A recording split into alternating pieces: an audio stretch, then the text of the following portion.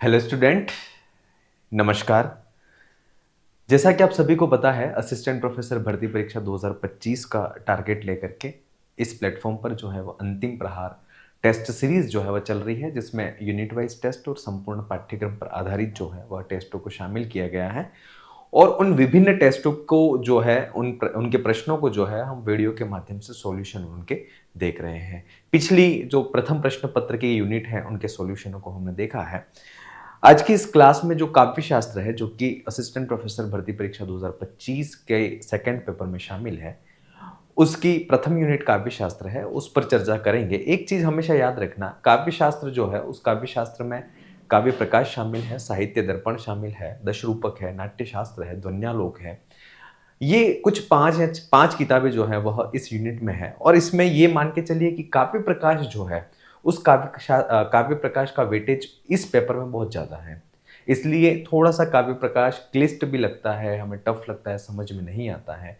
लेकिन इसको जो है बहुत अच्छी तरह से हमें पढ़ना है, चाहे वह काव्य के उदाहरण हो, चाहे अलंकार के उदाहरण हो, या फिर जब अभिधा, लक्षणा और व्यंजना, तीन प्रकार की शब्द शक्तियों के जो उदाहरण हो, चाहे अभिहितान्वयवाद, अन्विताभिधानवाद हो, यहाँ से जो है वो प्रश्न आते हैं। और थोड़ा सा ये टॉपिक जो है वो हमें समझ में भी नहीं आता, इसलिए हर टॉपिक को बहुत अच्छी तरह से काव्य प्रकाश के जो है वो आपको पढ़ना है, क्योंकि काव्य प्रकाश जो है वो आपको इंटरव्यू में भी बहुत साथ देगी। क्योंकि काव्य प्रकाश से जो क्वेश्चन है वह एक्सपर्ट पुटअप करते ही करते हैं, इसलिए आपको काव्य प्रकाश को बहुत अच्छी तरह से पढ़ना है। इसके अलावा जो साहित्य दर्पण है, साहित्य दर्पण में जो काव्य लक्षण, खंडन आदि जो भी पाठ्यक्रम में शामिल है, उसको भी आपको भली प्रकार से हमें पढ़ना है। चलिए टेस्ट के जो सॉल्यूशन है उस पर सीधे चलते हैं अपन। पहला टेस्ट जो था इसका, वह प्रश्न था अधोलिखितेषु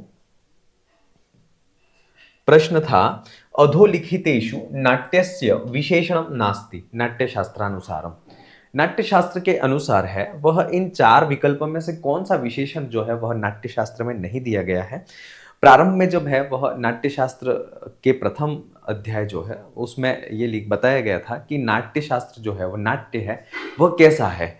तो सर्वकर्मानुदर्शकम, सर्वशिल्प प्रवर्तकम, सर्वशास्त्रार्थ संपन्नम, सर्वफल प्रदायकम। अब इसमें जो है वह एक कारिका है जिसमें ये नाट्य के विशेषण दिए गए हैं। और वो कारिका कौन सी है तो उसकी चर्चा करें तो धर्ममर्थम यशस्सम च सोपदेशम ससंग्रहम भविष्यतश्च लोकस्य सर्वकर्मानुदर्शकम सर्वशास्त्रार्थ संपन्नम सर्वशिल्प प्रवर्तकम नाट्याख्यम पंचमम वेदम सेतियासम क्रौम्यहम। जब क्या होता है त्रेता युग में, वैवस्वत मनवंतर के आदि में, ये होता है जो मनुष्य होता है वह काम क्रोधादि जो विकार हैं उनके वशीभूत हो जाता है। ये देख करके जो है वह इंद्रादि जो है वह देवता के पास में जाते हैं। और इंद्रादि देवता जो है वह ब्रह्मा जी के पास में जाते हैं और उनसे निवेदन करते हैं कि ब्रह्मा जी आप ऐसा कुछ बनाइए जो दृश्य के साथ में श्रव्य, अर्थात दृश्य और श्रव्य दोनों गुणों से युक्त हो। ऐसे किसी वस्तु या ऐसे किसी साहित्य का सृजन आप कीजिए जिससे ये जो लोग हैं, जो जन है, वह क्रोध, काम जो आदि विकार हैं उनके वशीभूत हो रहे हैं। तब जो है वह ध्यान में बैठ करके जो है वह जग्राह पाठ्य ऋग्वेदात सामभ्य गीत में वो जो ऋजुर्वेदात भिन्नयान रसानाद वर्णादपि, अर्थात चारों वेदों से एक एक जग्राह पाठ्य ऋग्वेदात पाठ्य को ऋग्वेद से, यजुर्वेदात अभिनयान, रस है वह अथर्ववेद से, इस प्रकार से जो है चारों वेदों से कुछ कुछ अंश को ग्रहण करके पंचम वेद के रूप में नाट्य शास्त्र की रचना ब्रह्मा जी ने की थी। और उसमें यहाँ पर कहते हैं कि वो नाट्य कैसा है तो धर्मम अर्थम विशस्यम च सोपदेशम संग्रहम, अर्थात वह जो नाट्य है वह धर्म, अर्थ और यश और उपदेश को करने वाला है। भविष्यतश्च लोकस्य सर्वकर्मानुदर्शकम, अर्थात लोक के भविष्य में होने वाले जो समस्त कर्म है उन समस्त कर्मों का दर्शन करवाने वाला है। सर्व शास्त्रों के अर्थों से संपन्न है और सर्वशिल्प जो है उन समस्त शिल्पों का प्रवर्तक कहा गया है। ऐसा नाट्य नाम का पंचम वेद के रूप में नाट्य जो है उस नाट्य का मैं सृजन करूंगा। तो इसमें जो है वह नाट्य के कौन कौन से सर्वशास्त्रार्थ संपन्नम, ये नाट्य का विशेषण है, सर्वकर्मानुदर्शकम और सर्वशिल्प प्रवर्धकम, ये जो है वह नाट्य जो है उसके विशेषण है। और इसमें जो है सर्वकर्मानुदर्शकम ये है, सर्वशिल्प प्रवर्तकम और तो चौथा जो विकल्प है वह इसका विशेषण नहीं है। देखिए, आप और हम संस्कृत के स्टूडेंट हैं, तो संस्कृत के स्टूडेंट होने के नाते अगर हम ये चाहते हैं कि हम जिस भी पोस्ट की तैयारी कर रहे हैं और हम ये चाहते हैं कि सिलेक्शन लेना है, तो आपको गाइड से पढ़ने से आपका काम नहीं चलेगा। इसके लिए आपको जो है वो रेफरेंस बुक उठानी पड़ेगी। रेफरेंस बुक में से एक एक जो कारिकाएं हैं, एक एक श्लोक हैं, एक एक सूत्र हैं, उनको आपको पढ़ना पड़ेगा। क्योंकि आपको ये चीज़ बहुत अच्छी तरह से पता है कि आज का जो प्रतिस्पर्धा का युग है, उस प्रतिस्पर्धा के युग में जो है वह कंपटीशन कितना बढ़ चुका है, वह आप बहुत अच्छी तरह से जानते हो। मुझे अच्छी तरह से याद है कि जब मैं तैयारी कर रहा था, तब सेकेंड ग्रेड, पहले थर्ड ग्रेड में जॉब किया, फिर सेकेंड ग्रेड में जॉब किया, फिर फर्स्ट ग्रेड में आए। फर्स्ट ग्रेड में जॉब करने के बाद भी लगा कि अपन इससे भी आगे जा सकते हैं, फिर असिस्टेंट प्रोफेसर बने। इस तरह से स्टेप बाय स्टेप, मतलब ये था कि कुछ समय पहले की बात करें तो बच्चा जो है अगर वो फ्रेशर है, उसको उसने किसी भी एग्जाम की तैयारी नहीं की है, तो वो सीधा असिस्टेंट प्रोफेसर एग्जाम का नहीं सोचता था। उसे यूं लगता था कि असिस्टेंट प्रोफेसर मतलब बहुत बड़ी कोई चिड़िया है, ये सोचता था। लेकिन आज जो है वह बालक, अगर बच्चा इतना मतलब प्रतिस्पर्धा के इस होड़ में इतना खुद प्रिपेयर हो चुका है कि अगर उसके पास, उसने जैसे ही बीएड किया है या उसने बीए किया है, एमए किया है या शास्त्री या आचार्य किया है, उसके बाद वो जो है वह सीधा असिस्टेंट प्रोफेसर के लिए भी सोचने को सोचता है। लेकिन पहले का जो दौर था, आज से लगभग 5 साल 7 साल पहले की बात करें, तो सीधा असिस्टेंट प्रोफेसर के लिए, इतनी बड़ी पोस्ट के लिए सोचता बच्चा नहीं था, क्योंकि वो डरता था कि कोई बहुत बड़ी चिड़िया। लेकिन ऐसा कुछ भी नहीं है। लेकिन अब थोड़ा सा ये चीजें ध्यान रखनी है कि अब जो है वो प्रतिस्पर्धा, कंपटीशन जो है वो बहुत बढ़ चुका है ना। इसलिए थोड़ा सा हमारी तैयारी भी जो है वह दूसरे लोगों से कुछ हटके होनी चाहिए। तो इसका सही आंसर है वह विकल्प 4 जो है वह सही आंसर है। अगला प्रश्न है, नाट्यस्य प्रयोगः सर्वप्रथमं कुत्र कृतः। जब नाट्य के लिए इंद्र आदि जो देवता हैं, उन्होंने ब्रह्मा जी से निवेदन किया कि दृश्य श्रव्य रूप में जो ऐसी कोई विधा है साहित्य की, उसका आप सृजन कीजिए। तब जो है वह नाट्य का सृजन जग्राह पाठ्य ऋग्वेदाद सामभ्यो गीतमेव च, इस श्लोक को आप याद कर लें, यजुर्वेदाद अभिनयान रसानात् वर्णादपि। ये इस विभिन्न जो है वह वेदों से कुछ अंश को ग्रहण कर करके पंचम वेद के रूप में नाट्य शास्त्र का निर्माण ब्रह्मा जी ने किया।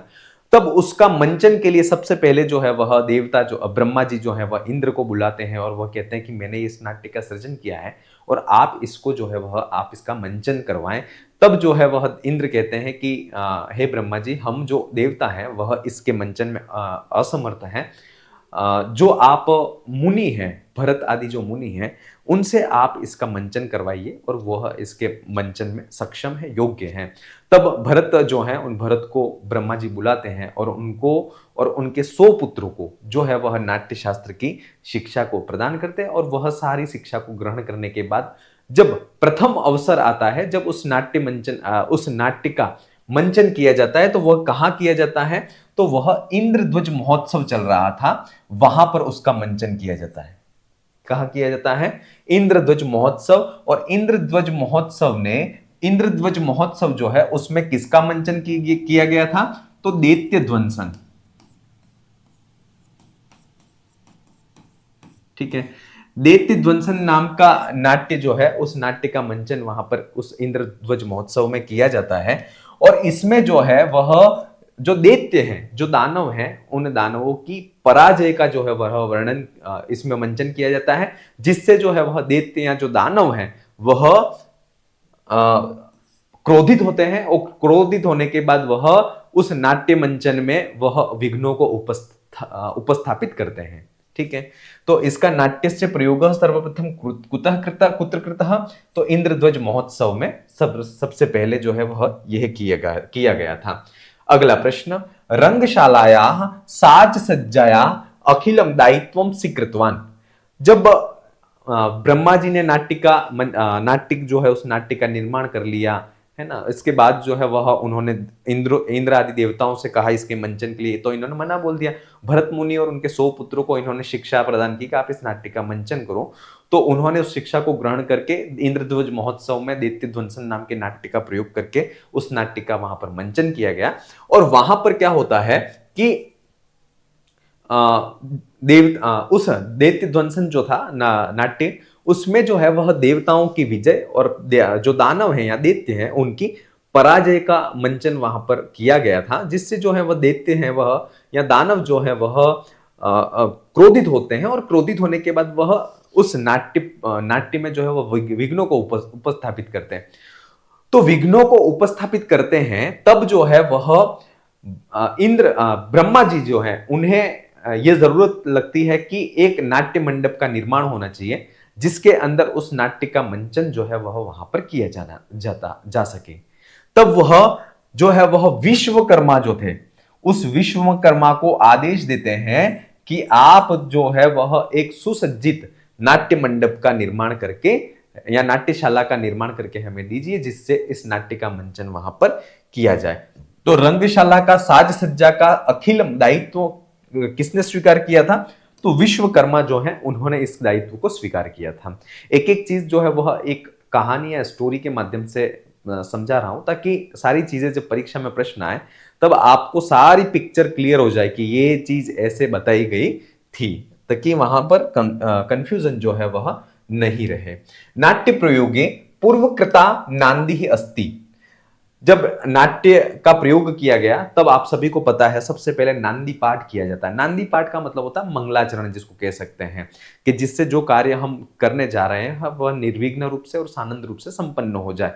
तो वह नाट्य प्रयोग में सबसे पहले जो है वह नांदी पाठ किया गया था। वह नांदी पाठ कैसा था? तो द्वादशांग पद संयुक्ता, अष्टांग पद संयुक्ता, दशांग पद संयुक्ता और विंशति पद संयुक्ता। देखिए ये सारे क्वेश्चन अगर आप कारिकाएं पढ़ोगे श्लोकों को पढ़ोगे नाट्य शास्त्र के, तभी आप कर पाओगे, अदरवाइज नहीं कर पाओगे। और आपको लगता होगा कि ऐसे प्रश्न तो हमने तो कभी पढ़े ही नहीं है, या हमने गाइड से तैयारी की तो गाइड में तो कहीं मिले ही नहीं ऐसे क्वेश्चन। देखिए ये कारिका में से प्रश्न लिया गया है, और कारिका ये थी पूर्वकृता मया नांदी ह्याशीर वचन संयुता द्वाद अष्टांग पद संयुक्ता विचित्र वेद निर्मिता।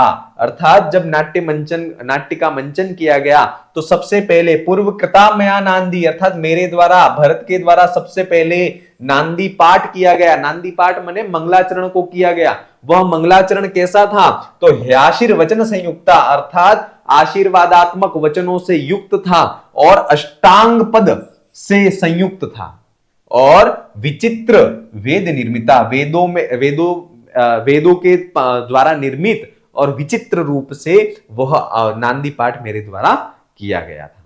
तो यहां पर इस प्रश्न का जो उत्तर है वह है पूर्वकृता मया नांदी। तो कीदृशः पूर्वकृता मया नांदी? तो अष्टांग पद संयुक्ता पूर्वकृत मया नांदी ही।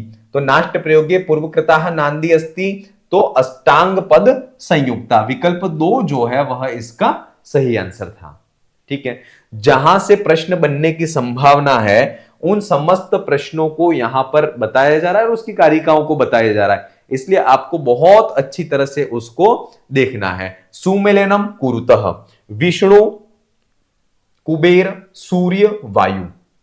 देखिए जब नाट्य का मंचन किया जाता है तब विभिन्न देवता जो हैं वह विभिन्न देवता प्रसन्न होकर के जो भरत और भरत के पुत्र जो कि नाट्य का मंचन कर रहे थे उन्हें उपहार स्वरूप गिफ्ट देते हैं, कह सकते हैं गिफ्ट आज की भाषा में, और गिफ्ट देते हैं। आपने देखा होगा राजमहल में या जब रामायण महाभारत हम देखते हैं तब वहां पर होता है कि अगर राजमहल में कोई राजा है, उस राजा के सामने नृत्यांगना नृत्य करती है, नृत्य से राजन प्रसन्न होते हैं तो उन्हें उपहार स्वरूप जो है वह कुछ न कुछ प्रदान करते हैं। ये एक प्रथा जो है वह प्राचीन समय में जब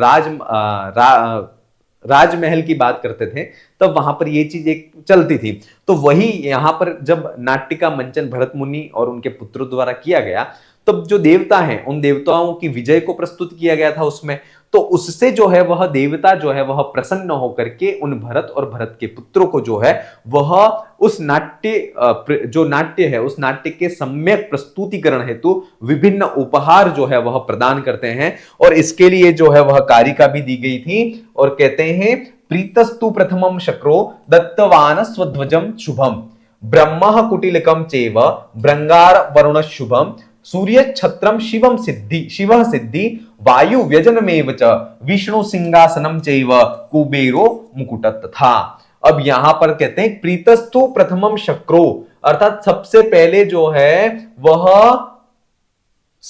जो है वह शक्र माने इंद्र जो है वह दत्त प्रीतस्तु प्रसन्न होकर के स्वध्वजम शुभम दत्तवान, अर्थात अपना जो शुभ ध्वज दंड है वह उनको प्रदान करते हैं भरत आदि को। ब्रह्म कुटिलम चैव, और ब्रह्मा जी जो है वह कुटिलक प्रदान करते हैं।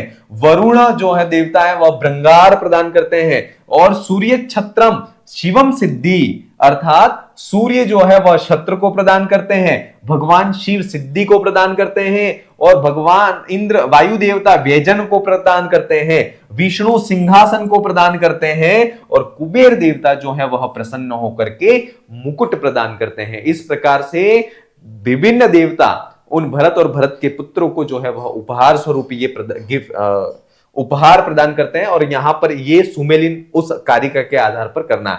विष्णु किम दत्तम, तो विष्णु सिंहासनम, ठीक है, विष्णु सिंहासनम चैव, फिर है कुबेर मुकुटम तथा, कुबेर जो है वह मुकुट को देते हैं। सूर्य छत्रम वायु वजनमेव च, ठीक है, तो इसका आंसर होगा ए वाई, ठीक है, A Y B W C Z और डी एक्स। विकल्प 3 जो है वह इसका सही आंसर है। और ये बहुत इंपॉर्टेंट प्रश्न है, निश्चित परीक्षा में पूछा जाएगा और पूछा भी गया है। प्रश्न पूछने का तरीका दूसरा हो सकता है लेकिन इंपॉर्टेंट है, हो सकता है ये परीक्षा में आए, पूछ भी सके, ठीक है। चलिए अगला प्रश्न, नाट्य मंडपस्य स्तंभेषु विनियोजिताः चत्वार वर्णा देवा मनुष्या गंधर्वा। देखिए नाट्य मंडप का जब निर्माण हुआ तब नाट्य मंडप के निर्माण होने के बाद उन नाट्य मंडप की रक्षा के लिए, ऐसा नहीं है कि विश्वकर्मा ने नाट्य मंडप को रच करके दे दिया और उस ब्रह्मा जो है वह निश्चिंत हो गए। उसके बाद भी ब्रह्मा जी को ये अंदर शंका थी कि कहीं ना कहीं ये जो असुर हैं या फिर कह सकते हैं ये दैत्य गण जो हैं वह निश्चित विघ्नों को उपस्थापित कर सकते हैं, इसलिए नाट्य मंडप की रक्षा करना भी जरूरी था। इसलिए नाट्य मंडप की रक्षा के लिए विभिन्न स्थानों पर विभिन्न देवताओं को नियुक्त किया गया था और वहां से यह प्रश्न बनाया गया है, रक्षणे मंडपस्यास्य विनियुक्तस्तु चंद्रमा, अर्थात जो मंडप था नाट्य मंडप, उस नाट्य मंडप की रक्षा के लिए जो चंद्रमा है उस चंद्रमा को नियुक्त किया गया। यथाधिक लोकपाला पालाश्च विदिक्ष्वपि च मारुता, और लोक जो दिशाएं हैं उन दिशाओं में लोकपाल को नियुक्त किया गया, और विदिशाएं जो है उन विदिशाओं में मरुदगण जो है उनको नियुक्त किया गया। नेपथ्य भूमो मित्रस्तु निक्षिप्तो वरुणोंबरी, अर्थात जो मित्र देवता है उनको नेपथ्य भूमि की रक्षा के लिए नियुक्त किया गया। वरुण जो है उन वरुण देवताओं को अंबरे, है ना, अंबरे माने आकाश जो है उसकी रक्षा के लिए नियुक्त किया गया। वेदिका रक्षणे वन्नी भांडे सर्व दिवोकस, अर्थात वेदिका जो है अग्निवेदी उसकी रक्षा के लिए वन्नी अग्नि देवता को, और भांडे समस्त वाद्य यंत्र जो है उनकी रक्षा के लिए समस्त देवताओं की नियुक्ति जो है वह की गई थी। तो इस प्रकार से जो है वह समस्त जो देवता हैं उन देवताओं की नियुक्ति के बारे में यहां पर वर्णन किया गया है। चलिए अगले प्रश्न की तरफ बढ़ते हैं। इसके उत्तर की बात करें, नाट्य मंडप से स्तंभेषु, स्तंभों में किसकी रचना की गई थी? तो स्तंभ जो है, हालांकि ये यहां पर इस श्लोक में उसका वर्णन नहीं आ रहा है, लेकिन ये जो है इसके आगे के श्लोक जो है उसमें वो वर्णन है। तो ये जो है इसको भी आपको ध्यान रखना है कि यहां से भी प्रश्न बन सकता है। और यहां नाट्य मंडप के स्तंभ जो है उस स्तंभों में किनको नियोजित किया गया? तो 4 जो वर्ण हैं उन 4 वर्णों को उस स्तंभों की रक्षा के लिए जो है वह नियुक्त किया गया था।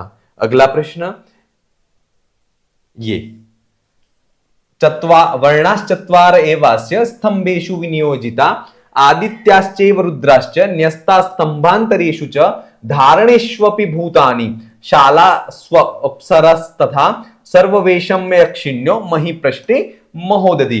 अब यहां पर देखिए वर्णाश्चत्वार एवास्य स्तंभेषु विनियोजिता, अर्थात जो 4 स्तंभ थे उन स्तंभों में 4 वर्णों को वहां पर उस स्तंभों की रक्षा के लिए नियुक्त किया गया था।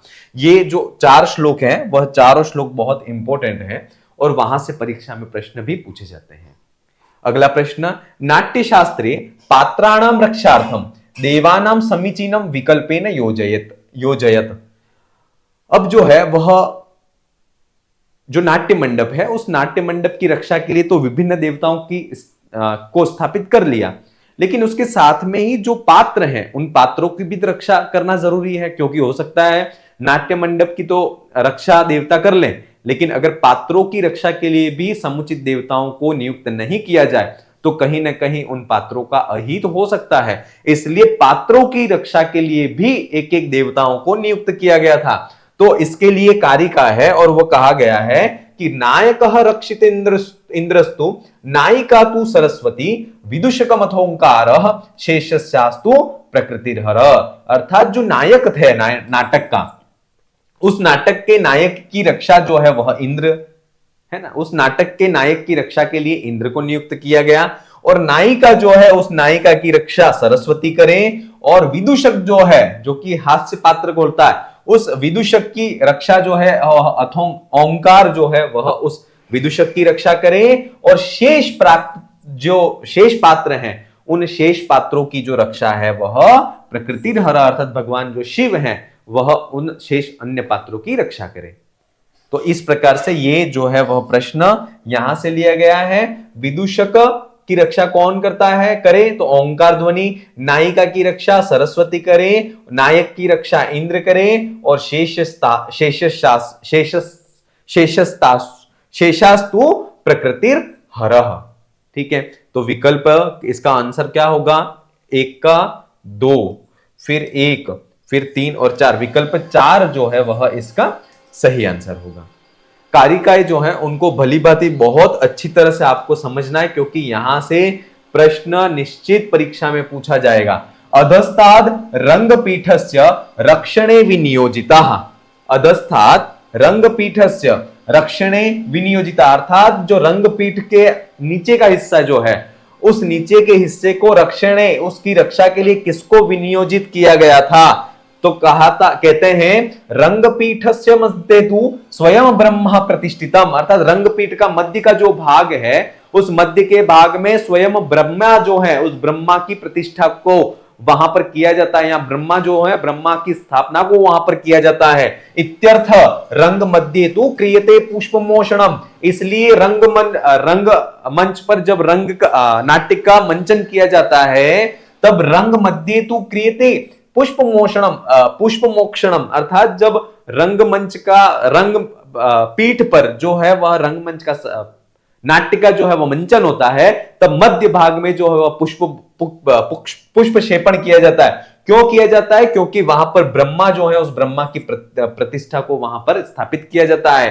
पातालवासिनो ये च यक्ष गुह्यक पन्नगा अधस्तात् रंगपीठस्य रक्षणे विनियोजिता, अर्थात जो पातालवासी यक्ष गुह्यक और पन्नग आदि जो हैं उनको रंगपीठस्य अधस्तात् रक्षणे विनियोजिता, अर्थात रंगपीठ का जो निचला जो हिस्सा है उसकी रक्षा के लिए वहां पर उनकी नियुक्ति की जाती है। ठीक है, तो इसका प्रश्न इसका जो होगा अधस्तात् रंगपीठस्य रक्षणे विनियोजिता, किसको नियोजित किया गया, तो यक्ष गुह्यक और पन्नगा, अर्थात विकल्प 3 जो है वह इसका सही आंसर है। तो इसका जो आंसर है वह विकल्प 3 जो है वह सही आंसर है। अगले प्रश्न की तरफ बढ़ते हैं। वापि स्नातुमितो गतासि पुनस्तस्याधमस्यांतिकम इत्यत्र ध्वनि काव्यस्य स्फुटत्वम केन पदेन व्यंज्यते। अब यह प्रश्न जो है वह काव्य प्रकाश से आया हुआ है। कहां से आया है? काव्य प्रकाश से। काव्य प्रकाश जो है, उस काव्य प्रकाश में ध्वनि काव्य जो है, उस काव्य के 3 प्रकार कहे हैं। एक तो कहा है ध्वनि काव्य, जिसको उत्तम काव्य भी कहते हैं। दूसरा जो काव्य कहा है वह मध्यम काव्य या गुणीभूत व्यंग्य काव्य।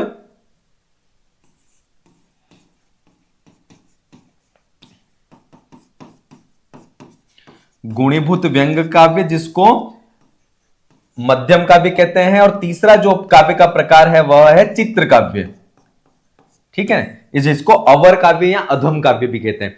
तो यहां पर जो ध्वनि काव्य जो है, उस ध्वनि काव्य का ये उदाहरण है, वापि स्नातु मितो गतासि निपुनस् तस्याधमस्यांतिकम। ये अंतिम पंक्ति है पद्य की, उसकी 3 पंक्तियां ऊपर की जो है वह ये है ध्वनि काव्य के उदाहरण की। निशेषच्युत चंदनस्तनटटम निम्रष्ट रागोधरो नेत्रे दूर मनंजने पुलकिताम तन्वी तवेयम वपु मिथ्यावादिनी दुति बांधव जनस्याज्ञात पीड़ागमे वापिम स्नातु मितो गतासि निपुनस् तस्याधमस्यांतिकम।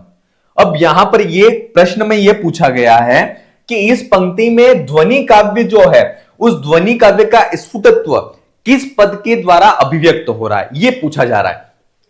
तो सबसे पहले जो है, हम इसका जो अर्थ है उसको देखते हैं कि कोई नायिका जो है, वह नायिका अपनी दूती जो है, अपनी सखी है, उससे कहती है कि निशेषच्युत चंदनस्तनटटम निम्रष्ट रागोधरो। निशेषः च्युत चंदन स्तनटटम, अर्थात आपकी स्तनों जो है, उन स्तनों के किनारों पर लगा हुआ जो चंदन है वह हट चुका है।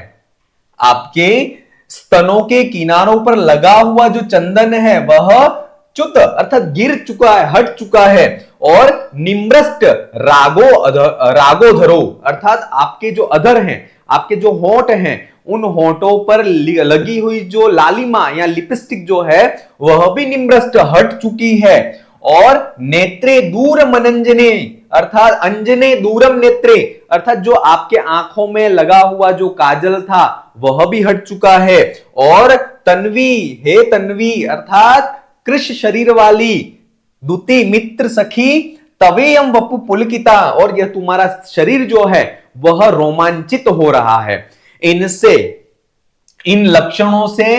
अर्थात कहने का मतलब यह है कि कोई सखी है, वह नायिका अपनी दूसरी सखी जो नायिका है उससे ये कहती है कि मैं अर्थात कुएं पर जाकर के स्नान करके आती हूं। वह क्या, यद्यपि वह अपने नायक, अपना जो प्रेमी है, उस प्रेमी से मिलने जा रही है, लेकिन वह बात वो अपनी सखी को कैसे बताए, इसलिए वह एक बहाना करती है कि मैं जो है वह कुएं पर स्नान करके आती हूं। और जब वह अपनी प्रेमी से, वह दूती जो है वह अपने प्रेमी से मिलकर के वापिस आती है, तो उसके साथ में वह संभोग करके आती है। तो संभोग करके आती है तो उसकी जो सखी थी, जो नायिका, उसको पता चल जाता है ये बात। तो वह व्यंग के रूप में ये बात कहती है कि जब वह वापिस आती है तब, कि तुम्हारे जो स्तन है, उस स्तनों के किनारे पर लगा हुआ जो चंदन है वह नष्ट हो गया है। आपके होंठों पर लगी हुई जो लालिमा थी, जो लिपस्टिक थी, वह भी हट चुकी है। और तुम्हारे आंखों में जो लगा हुआ काजल था वह भी हट चुका है। और अभी तुम्हारा जो शरीर है, वो जो आपका जो शरीर है वह रोमांचित हो रहा है। तो बांधव जनस्य अज्ञात पीड़ागमे, अर्थात सखी या बंधु सखी की इस पीड़ा को नहीं समझने वाली और मिथ्यावादिनी, झूठ बोलने वाली दूती, तुम तो वापिस ना तुमितो गतासी, अर्थात तुम तो कुएं पर स्नान करने गई हुई थी। न पुनः तस्य अधमस्यांतिकम, न उस अधम तुम्हारे प्रेमी से मिलने के लिए उसके समीप गई थी, है ना। तो ये यहां पर इस पंक्ति में व्यंग प्रस्तुत किया गया है कि तुम तो कुएं पे गई हुई थी और तुम्हारी जो कंडीशन है वह तो लग नहीं रही है कुएं। ये व्यंग है जो कि बोला नहीं गया, लेकिन उसके पीछे व्यंग ये था कि तुम तो कुएं पर गई हुई थी, लेकिन तुम्हारी जो कंडीशन है, तुम्हारी जो हालत है, उससे तो ये लग रहा है कि तुम कुएं पर नहीं गई हो, अपितु तुम अपना जो प्रेमी है, अपना जो जिससे तुम प्रेम करते हो, उससे तुम मिलने के लिए गई थी और तुम उसके साथ में संभोग करके आई हो। क्योंकि अगर तुम कुएं पर जाती तो तुम्हारे स्तनों पर लगा हुआ जो चंदन है वह पूरा जो है वह नष्ट होता, लेकिन चंदनों जो स्तनों के अग्रभाग में लगा हुआ जो चंदन है वही नष्ट हुआ है, तुम्हारे अधर जो है उस अधर पर लगी हुई जो लालिमा है वह भी नष्ट हो गई है, तुम्हारे नेत्रों की जो काजल है वह भी नष्ट हुई है, और तुम्हारा जो शरीर है वह अभी भी पुलकित हो रहा है, रोमांचित हो रहा है। इससे ये सारी चीजें जो है वह चिन्ह रूप में प्रतीत हो रहा है कि तुम अपने प्रेमी से मिलने ही गई थी। तो यहां पर जो अधम पद है उस अधम पद के द्वारा व्यंग्य अभिव्यक्त हो रहा है, और वाच्यार्थ जो है उस वाच्यार्थ से व्यंग्यार्थ जो है उस व्यंग्यार्थ की इस पद के द्वारा प्रधानता को प्रधानता को अभिव्यक्त किया जा रहा है। तो इसमें इस प्रश्न में जो कहा जा रहा है कि इत्यत्र ध्वनि काव्य से स्फुटत्वम केन पदेन व्यंजते, इस ध्वनि काव्य का स्फुटत्व जो है वह किस पद के द्वारा अभिव्यक्त होता है, तो अधम पद के द्वारा अभिव्यक्त होता है। विकल्प 4 जो है वह इसका सही आंसर है। ठीक है, अगला प्रश्न, न तज्ज्ञानम न तच्छिल्पम न सा विद्या न सा कला पंक्तिरियम प्राप्यते। ये जो है वह पंक्ति नाट्य शास्त्र में मिलती है। जब नाट्य शास्त्र का वैशिष्ट्य को प्रतिपादित किया जाता है कि तब कहा जाता है कि ऐसा कोई ज्ञान नहीं है या ऐसा कोई शिल्प नहीं है, ना ऐसी कोई विद्या नहीं है और न ही ऐसी कोई कला है जो कि नाट्य शास्त्र में नहीं मिले। तो ये जो है इस पंक्ति का संबंध जो है वह नाट्य शास्त्र से है। विकल्प 4 जो है वह इसका सही आंसर है। अगला प्रश्न, सर्वेषां प्रेक्षाग्रहाणां प्रशस्त प्रेक्षाग्रह स्मृतम। समस्त प्रेक्षाग्रहों में सबसे प्रशस्त जो प्रेक्षाग्रह वह कौन सा है? देखिए, प्रेक्षाग्रह जो है वह 3 प्रकार के हैं। कौन से? तो एक तो है विकृष्ट, चतुरस्त्र, विकृष्ट, चतुरस्त्र और त्रयस्त्र। विकृष्ट को आयताकार और चतुरस्त्र जो है वह वर्गाकार, त्रयस्त्र जो है वह त्रिभुजाकार होता है। ठीक है, और ये विकृष्ट, चतुरस्त्र और त्रयस्त्र ये फिर जो हैं वह भी 3 प्रकार के होते हैं, ज्येष्ठ, मध्यम और अवर। ज्येष्ठ, मध्यम और अवर, प्रत्येक प्रेक्षाग्रह जो है वह 3 प्रकार के होते हैं। और उन समस्त प्रेक्षाग्रहों में जो मध्यम प्रेक्षाग्रह है वह श्रेष्ठ कहा गया है, और उसके लिए कहा है कि प्रेक्षाग्रहाणां सर्वेषां प्रशस्त मध्यमं स्मृतम तत्र पाठ्यम च गेयम च शुक श्राव्यतरम भवेत। अर्थात मध्यम प्रेक्षाग्रह वह श्रेष्ठ क्यों कहा गया है? तो प्रेक्षाग्रहाणां सर्वेषां प्रशस्त मध्यमं स्मृतम, अर्थात समस्त प्रेक्षाग्रहों में जो मध्यम प्रेक्षाग्रह है, मध्यम श्रेणी का जो प्रेक्षाग्रह है वह श्रेष्ठ कहा गया है, क्योंकि उसमें तत्र पाठ्यम च गेयम च, अर्थात वहां पर जो पाठ्य मतलब जो बोला जा रहा है, कथोपकथन जो है वह एकदम सुखपूर्वक श्राव्यतरम अर्थात सुनाई दिए जाते हैं।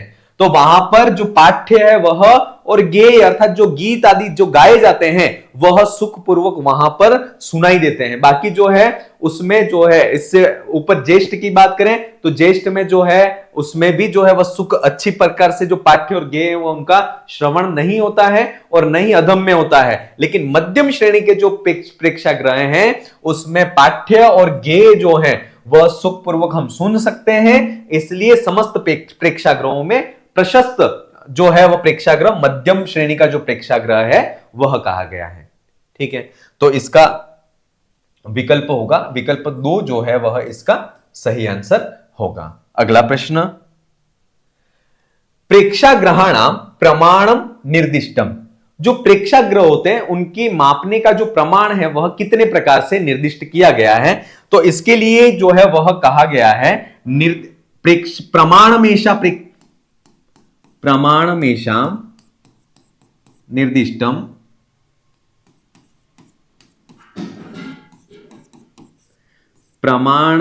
निर्दिष्टम दंडहस्तक समाश्रयम्।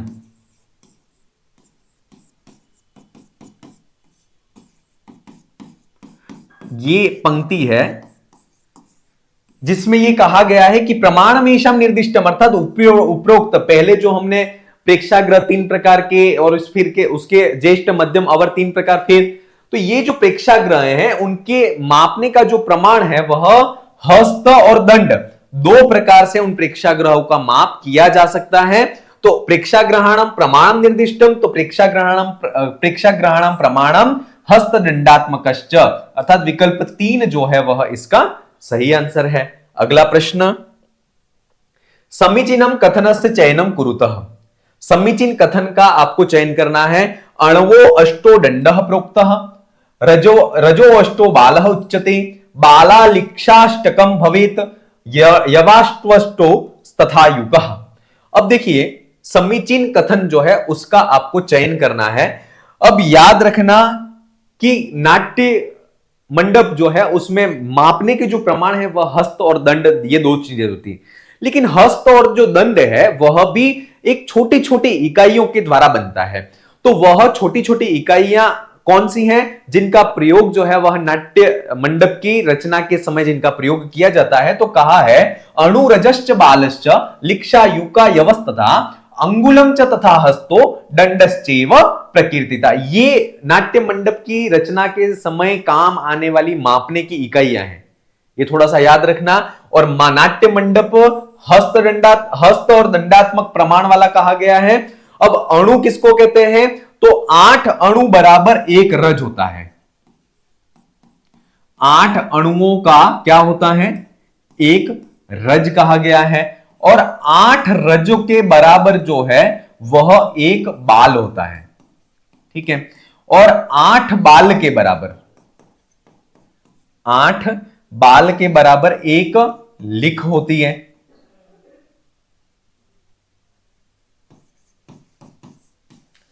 8 बाल के बराबर जो है वह 1 लिख होती है। और 8 लिख के बराबर 8 लिख के बराबर 1 युक होता है। क्या होता है? 8 लिख के बराबर 1 युक। युक का मतलब होता है जू, ठीक है। 8 युक के बराबर जो है वह होता है 1 जो यव होता है, 1 यव होता है। और 8 यव के बराबर 8 यव के बराबर 1 अंगुल और 24 अंगुल के बराबर 24 अंगुल के बराबर 1 हाथ होता है। क्या होता है? 24 अंगुल के बराबर 1 हाथ और 4 हाथ के बराबर 1 दंड होता है। क्लियर? 8 अणु बराबर 1 रज होगा, 8 रज के बराबर 1 बाल, 8 बाल के बराबर 1 लिख, 8 लिख के बराबर 1 युक या जू, 8 युक के बराबर 1 यव या जो, 8 यव के बराबर 1 अंगुल, 24 अंगुल का 1 हाथ और 4 हाथ का 1 दंड होता है, ठीक है। अब यहां पर देखिए अणवो अष्टो दंड प्रोक्त, 8 अणुओं का 1 दंड होता है। तो 8 अणुओं का 1 दंड नहीं होता अपितु 8 अणुओं का 1 रज होता है। तो पहला कथन जो है वह गलत है। रजः अष्टो बालः उच्यते, तो रजः अष्टो बालः उच्यते, 8 रज का 1 बाल होता है, अर्थात ये कथन जो है वह समीचीन है। बाला लिक्षाष्टकम भवेत, अर्थात 8 लिखों का है ना, 8 लिखों का 1 युक होता है, ठीक है। और यहां पर क्या है? लिक्षाष्टकम बाला, अर्थात 8 लिखों का बाल होता है, तो गलत है ये।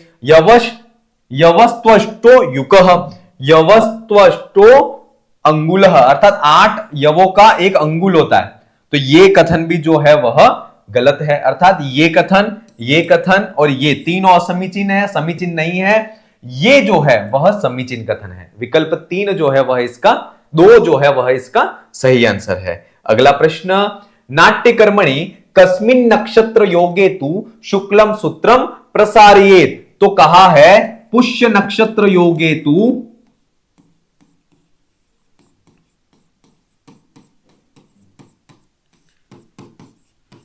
गेतु शुक्लम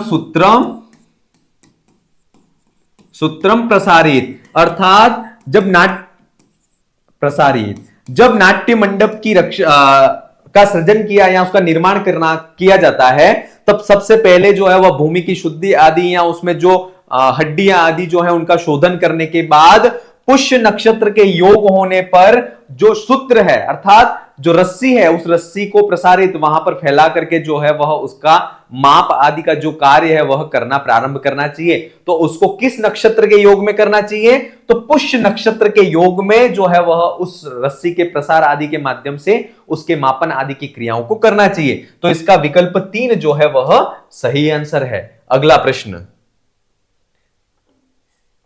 नाट्यशास्त्रे कश्चित्वपचयो भवेत।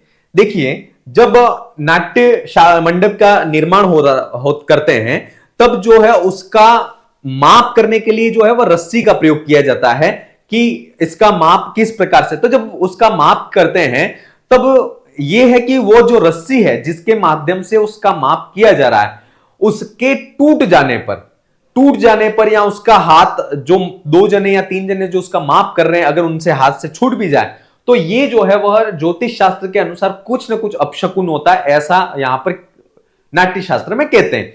तो वहां पर जो है वह रस्सी अगर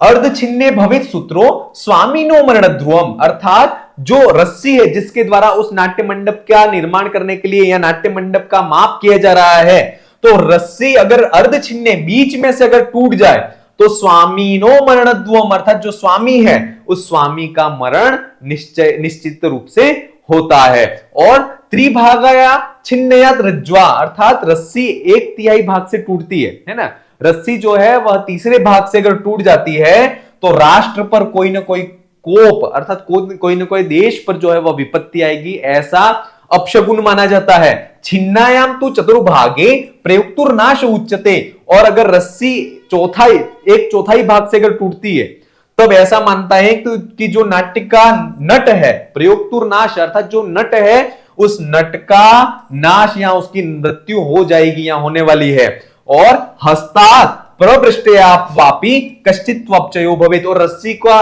के द्वारा उस नाट्य मंडप के निर्माण के लिए माप करते समय, जमीन का माप करते समय अगर रस्सी हमारे हाथ से अगर छूट जाती है तो इससे ये अंदेशा लगाया जाता है या ऐसा शकुन माना जाता है कि कुछ न कुछ इस नाट्य मंडप के मंचन आदि में कुछ न कुछ अपशकुन होने वाला है। ठीक है, तो यहां पर क्लियर हो गया। जब रस्सी जो है वह बीच में से टूट जाए, है ना, कौन सी रस्सी? तो जिसके द्वारा नाट्य मंडप का सृजन किया जा रहा है उसके लिए जो भूमि नापी जा रही है तो वो रस्सी के द्वारा मापी जाती है। तो उस रस्सी को मापने के समय अगर वह रस्सी बीच में से टूट जाए तो स्वामी का मरण हो जाता है, ऐसा अपशकुन समझा जाता है। और रस्सी के 1/3 भाग से अगर 1/3 भाग है वहां से अगर रस्सी टूटती है तो ऐसा माना जाता है कि देश पर कोई ना कोई कोप विपत्ति आने वाली है। और अगर 1/4 भाग से रस्सी टूटती है तो ऐसा माना जाता है कि प्रयुक्तुर्नाश अर्थात जो नट है उस नट का नाश या उसकी मृत्यु हो सकती है। और रस्सी अगर हाथ से छूट जाए तो यह कहा जाता है कि कुछ ना कुछ अपचय अर्थात कुछ ना कुछ अपशकुन होने वाला है। तो इसका जो है वहां यहां पर यह पूछा जा रहा है कि नाट्य शास्त्रे कश्चित्वपचयो भवेत्, कुछ ना कुछ अपशकुन जो है वो कब होता है? तो रज्ज्वा हस्तात् प्रभृष्टया सति, अर्थात विकल्प 3 जो है वह इसका सही आंसर है। ठीक है, अगला प्रश्न, स्वल्प स्त्री जन संयुक्त भवति। अब ये वही नाट्य शास्त्र जो है उसमें जो नाटकम प्रकरणम भाणा आदि जो रूपक के 10 भेद हैं उसमें से लक्षण पूछा जा रहा है कि जहां पर स्वल्प स्त्री जन संयुक्त अर्थात अल्प स्त्री पात्रों का प्रयोग जो है वह कहां होता है? तो अल्प स्त्री पात्रों का प्रयोग जो है वह व्यायोग में होता है। विकल्प 3 जो है वह इसका सही आंसर है।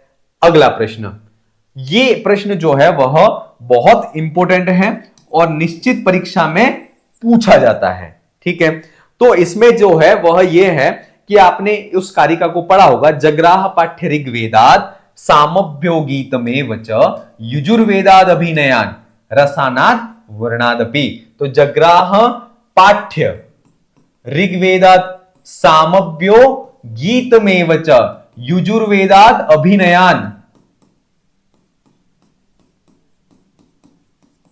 रसानाद रसानाद वर्ण अथर्वणादपि, ठीक है।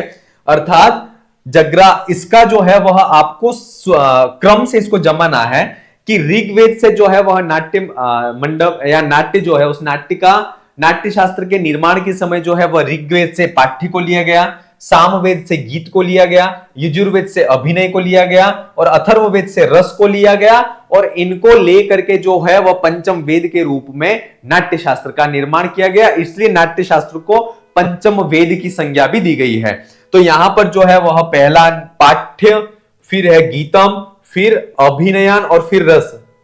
तो पाठ्यम, गीत, अभिनयन और रसन विकल्प 3 जो है वह इसका सही आंसर है। और ये श्लोक जो है वह बार बार परीक्षा में पूछा जाता है। नीलकंठस्य तांडवे दृष्टा, नीलकंठ के तांडव में देखी गई थी कौन, क्या देखा गया था? सात्वती वृत्ति, आर्भटी वृत्ति, भारती वृत्ति और केशी की वृत्ति। क्या होता है कि जब इंद्र आदि जो देवता हैं वह ब्रह्मा जी से दृश्य श्रव्य गुणों से युक्त जो नाट्य है उसके निर्माण के लिए बात करते हैं, तब ब्रह्मा जी जो है उस नाट्य का सृजन करते हैं। नाट्य का सृजन करके भरत जो है उन भरत और उनके पुत्रों को उसके मंचन के लिए उनको शिक्षा प्रदान करते हैं और मंचन की शिक्षा को ग्रहण करके भरत और उसके पुत्र जो हैं वह नाट्य का मंचन करते हैं। लेकिन वह सात्वती, आर्भटी और भारती इनकी 3 वृत्तियों का ही प्रयोग कर पाते हैं, है ना, क्योंकि केशी की वृत्ति जो थी वह केशी की वृत्ति जो है वह श्रृंगार रस से युक्त होती है ना, और श्रृंगार रस से युक्त होने के कारण केशी की वृत्ति के मंचन में या केशी की वृत्ति के प्रयोग के लिए जो है वह स्त्री पात्रों की भरत को आवश्यकता पड़ी। तब जो है वह ब्रह्मा जी से वह वापस जाकर के निवेदन करते हैं कि हे ब्रह्मा जी, मैंने केशी, सात्वती, आर्भटी और भारती इन 3 वृत्तियों से युक्त या इन 3 वृत्तियों का प्रयोग करते हुए नाट्य का मंचन किया, लेकिन केशी की वृत्ति का प्रयोग करने में मैं असमर्थ हूं, या मुझे ऐसे पात्रों का आप निर्माण करके या सृजन करके दीजिए जो केशी की वृत्ति का प्रयोग कर सके। तब ब्रह्मा जी केशी की वृत्ति का निर्माण करते हैं और केशी की वृत्ति के प्रयोग के लिए अप्सराओं का निर्माण करते हैं। तो इसके लिए जो है वह भरत जो है वह कहते हैं दीयताम भगवन् द्रव्यम केशिक्या संप्रयोजकम नृत्तांगहार संपन्ना रस भाव क्रियात्मिका मया दृष्टा मया भगवतो नीलकंठस्य नृत्यता केशिकी लक्षण नरपथ्या श्रृंगार रस संभवा।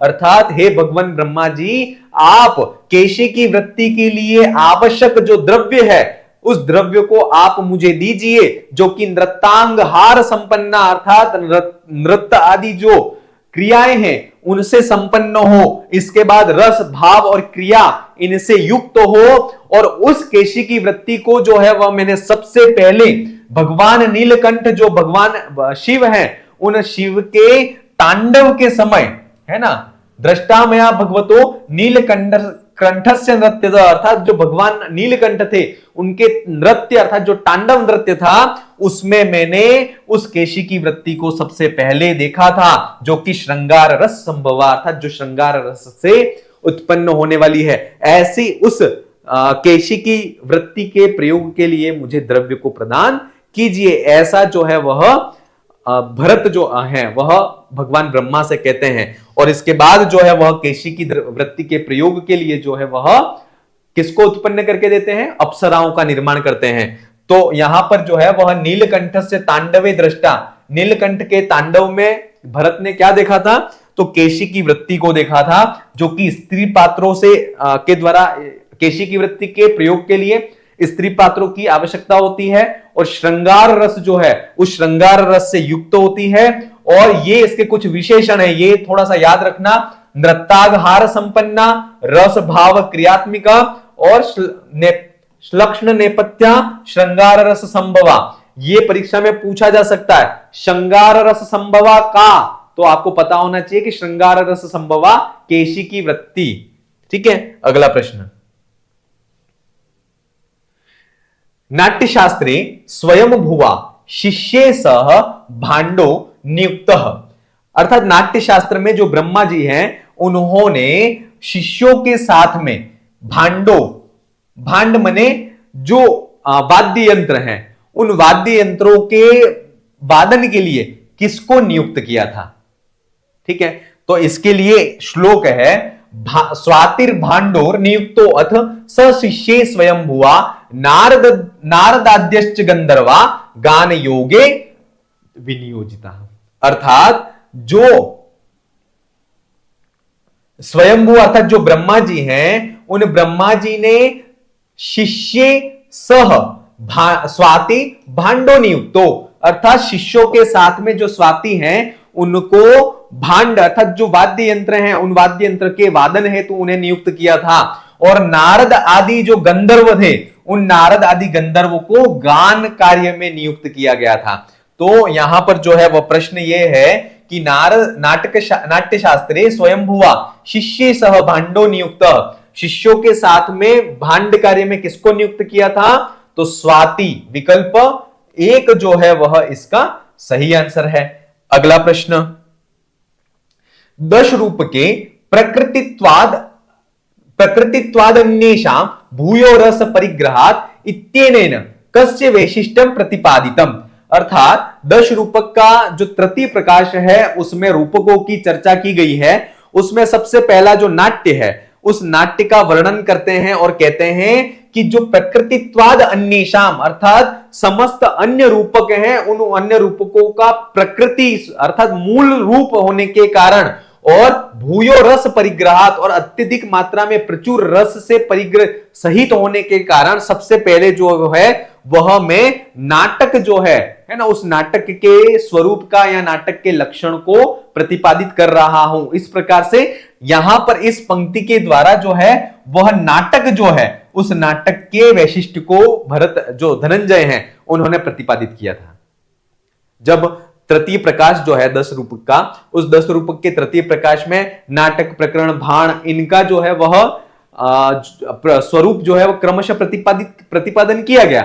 लेकिन सबसे पहले भाई नाटक का ही क्यों किया जाए, प्रकरण का भी तो कर सकते हैं, व्यायु का कर सकते हैं, डीम का कर सकते हैं। तो उसके लिए धनंजय जो है वह ये पंक्ति कहते हैं कि नाटक के स्वरूप का ही सर्वप्रथम प्रतिपादन इसलिए कर रहा हूं क्योंकि अन्य समस्त जो 9 रूपक हैं उन 9 रूपकों की प्रकृति अर्थात जो मूल है वह नाट्य है। और ये जो नाट्य है वह रस जो है उस रस की प्रचुरता से भी युक्त होता है, इसलिए नाटक के वैशिष्ट्य को सर्वप्रथम प्रतिपादित किया गया कर रहा हूं। तो इस पंक्ति के माध्यम से नाटक के लक्षण को या नाटक के वैशिष्ट्य को प्रतिपादित किया गया। विकल्प 2 जो है वह इसका सही आंसर है। अगला प्रश्न, भारती वृत्त्या भेदः नास्ति। देखिए वृत्ति जो है वह 4 है, वो आपको पता ही है, सात्वती है, आर्भटी है, केशिकी है, भारती है। ये 4 वृत्तियां हैं और उन 4 वृत्तियों का प्रयोग किसमें होता है? नाटक में होता है, महाकाव्य में होता है, किसमें होता है? तो उन 4 वृत्तियों का प्रयोग नाटक में होता है। और नाटक में जो भारती वृत्ति है उस भारती वृत्ति के 4 भेद हैं। एक तो हो गया प्ररोचना, दूसरा हो गया विधि, तीसरा हो गया प्रहसन और चौथा हो गया वह हो गया आमुख। ये भारती वृत्ति जो है उस भारती वृत्ति के 4 भेद कहे गए। तो भारती वृत्ति का कौन सा भेद नहीं है? तो सूत्रधार जो है वह भारती वृत्ति का भेद नहीं है। और शेष भारती वृत्ति के 4 भेद कौन से हैं उसको यहां पर लिख लिया। विकल्प 3 जो है वह भारती वृत्ति का भेद नहीं है। अगला प्रश्न, नटी मारिशम व्रा विदूषकम चित्रोक्त्या प्रस्तुताक्षेपी स्वकार्यम यत ब्रूते तत् किम। ठीक है, अब यहां पर नटी मारिशम वा विदूषकम अर्थात जो नट है मारिशस यानी परिपार्श्विक है और विदूषक है ना, ये चित्रोक्त्या अर्थात विचित्र उक्तियों के द्वारा विचित्र उक्तियों को प्रस्तुत करते हुए अपने कार्य का प्रस्तुतिकरण कहां पर करते हैं ये यहां पर पूछा जा रहा है।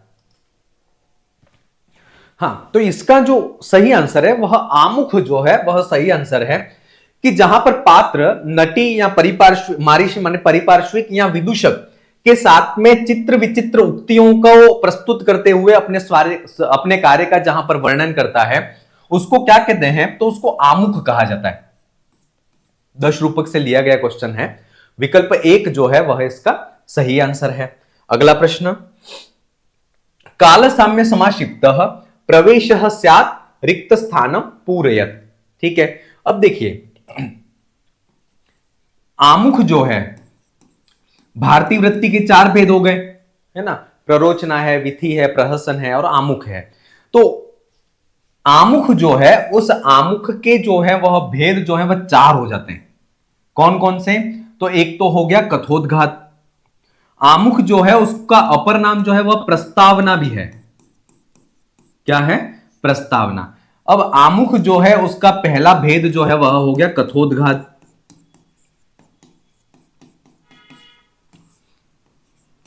दूसरा जो इसका भेद है वह है अवगलित। कथोद्घात प्रवर्तक, प्रवर्तक। तीसरा है प्रयोगातिशय,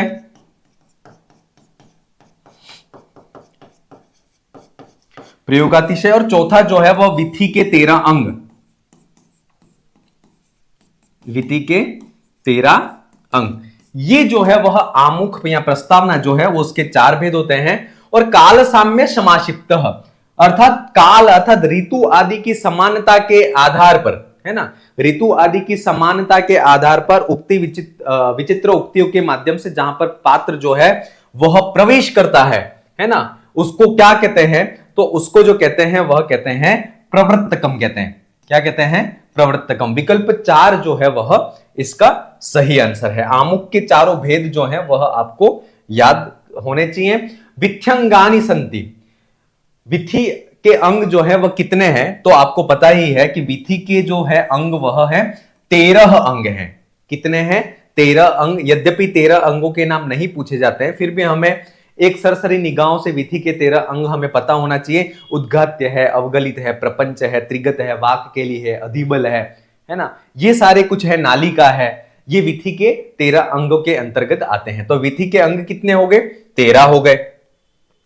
सोपहासा निगूढ़ार्था पहेलिका एव रिक्त स्थानम पूरयत। तो ये जो है वह विधि के 13 अंग में जो नालिका है, उस नालिका का ये लक्षण है कि हास्य से युक्त जो गूढ़ पहेलिकाएं जो हैं, उन पहेलिकाओं को नालिका कहते हैं। और ये जो प्रश्न है वो थोड़ा सा डीप में जाकर के है, लेकिन नालिका की definition most of assistant professor भर्ती परीक्षा किसी अदर स्टेट की भी देखते हैं तो वहां पर भी ये प्रश्न पूछा जाता है। और यही प्रश्न जो है वह नेट, यूजीसी नेट जो है उसमें भी ये प्रश्न जरूर पूछा जाता है। इसलिए थोड़ा सा नालिका की डेफिनेशन आपको पता होनी चाहिए। तो विकल्प 3 जो है वह इसका सही आंसर है। अगला प्रश्न, दश रूपकानुसारम संध्यंगानि स्यु। दश रूपक के अनुसार संधि के अंग टोटल कितने हैं? तो सबसे पहली संधि कितने प्रकार की? 5 प्रकार की। मुख, प्रतिमुख, गर्भ, अवमर्श और निर्वहन।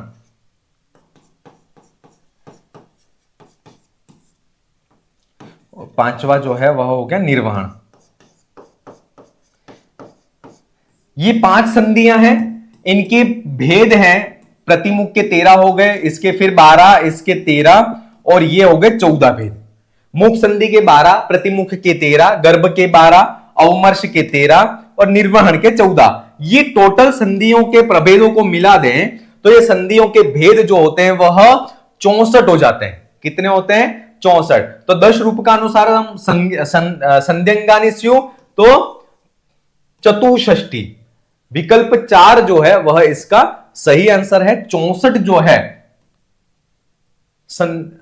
64 जो है वह इसके संधि के अंग होते हैं। 10 रूप का अनुसारम नाटके एको रसो अंगी ही कर्तव्यो, है ना। 10 रूपक के अनुसार नाटक में एको रसो अंगी कर्तव्य, एक रस जो है वह अंगी करना चाहिए। तो इसके संदर्भ में कौन सी पंक्ति सही है? वीर करुण एव वा, वीर श्रृंगार एव वा, श्रृंगार करुण एव वा, हास्य करुण एव वा।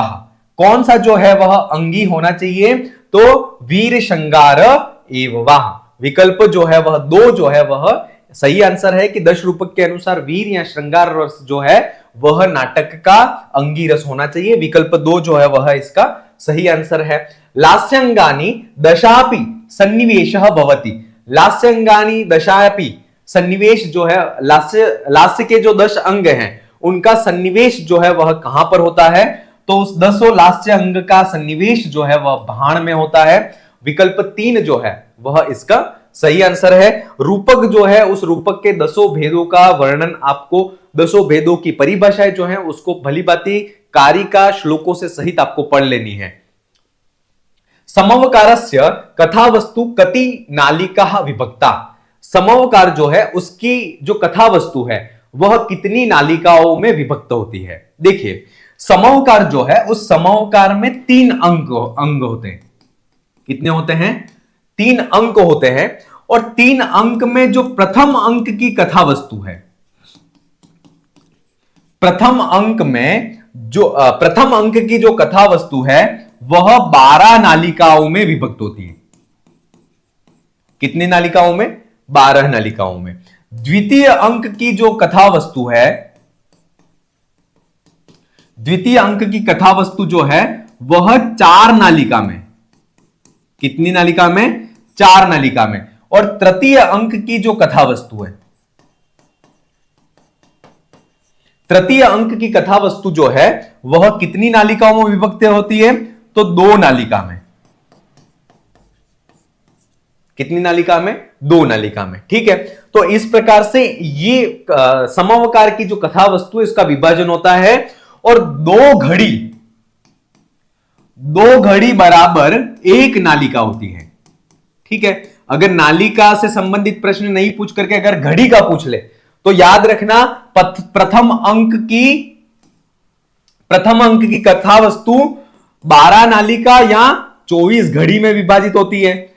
द्वितीय अंक की कथा वस्तु 4 नालिका या 8 घड़ी में विभाजित होती है और तृतीय अंक की कथा वस्तु 2 नालिका या फिर 4 घड़ी में विभाजित होती है। अर्थात समवकार की समस्त कथा वस्तु जो है वह कितनी नालिकाओं में होती है? तो 12 और 4 16, 16 और 2 18 नालिका। ठीक है, और अगर घड़ियों की बात करें तो घड़ी में आप गिन लीजिए 24 और 8 कितने हुए? 24 और 8 हो गए 32, 32 और 4 36 घड़ी। ठीक है, 2 घड़ी की 1 नालिका होती है। तो ये याद रखना। अब यहां पर यह पूछा गया है कि समवकार की जो कथा वस्तु है वो कितनी नालिकाओं में विभक्त होती है? तो समवकार की चूंकि समस्त जो कथा वस्तु है वो तो 18 नालिका में होगी, लेकिन यहां पर 18 जो है वह विकल्प में नहीं है, इसलिए हमें जो है वह द्वादश अर्थात प्रथम अंक की जो कथा वस्तु है वह यहां पर विकल्प मिल रहा है।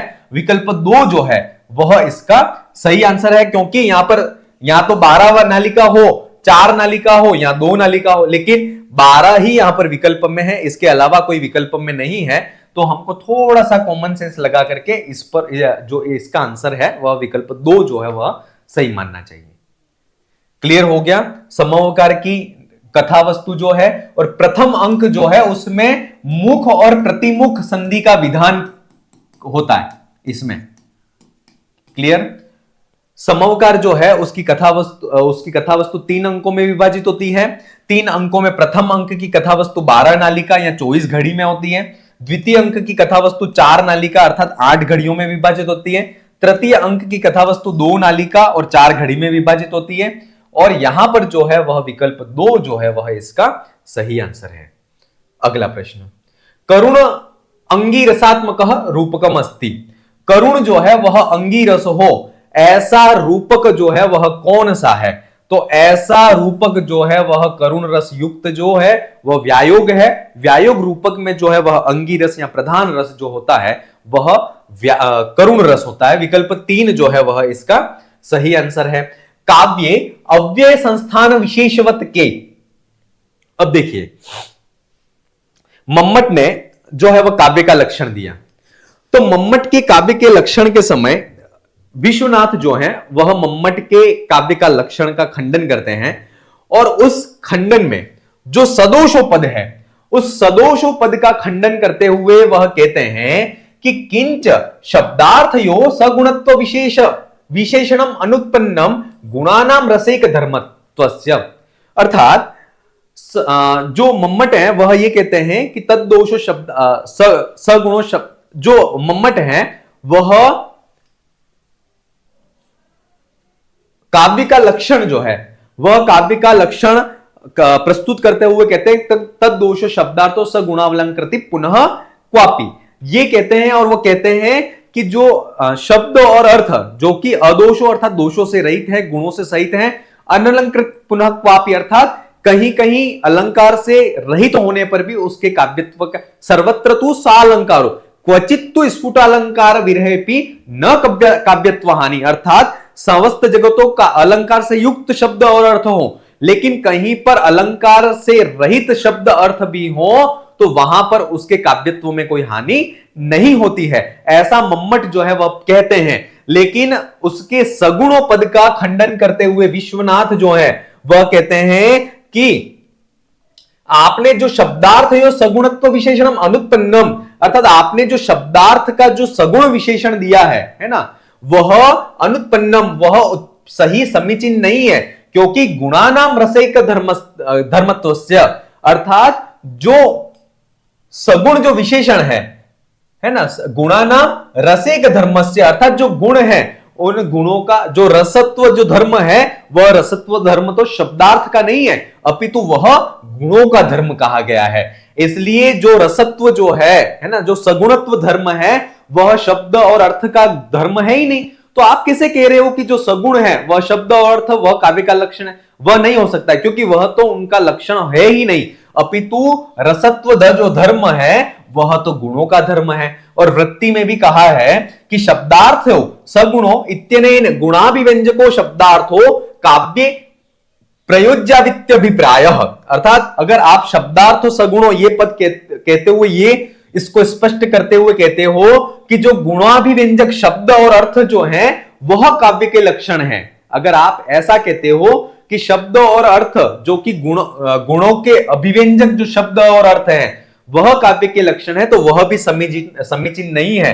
न गुणाभिव्यंजक शब्दार्थवत्वस्य काव्य उत्कर्ष मात्र धायकत्वम न तो स्वरूपाधायकत्वम, अर्थात जो काव्य का आप जो कह रहे हो कि गुणों के अभिव्यंजक जो शब्द और अर्थ हैं वह काव्य के लक्षण है, अगर आप ऐसा कहते हो तो ये बात भी सही नहीं है, क्योंकि अगर जो गुणों के अभिव्यंजक शब्द और अर्थ जो हैं वह काव्य में मात्र उत्कर्ष को बढ़ाने वाले ही हो सकते हैं, वह उसके स्वरूप के निर्धारक नहीं हो सकते हैं, क्योंकि कहा भी है कि काव्यस्य शब्दार्थो शरीरम, अर्थात काव्य का जो शब्द और अर्थ है वह शरीर कहा गया है।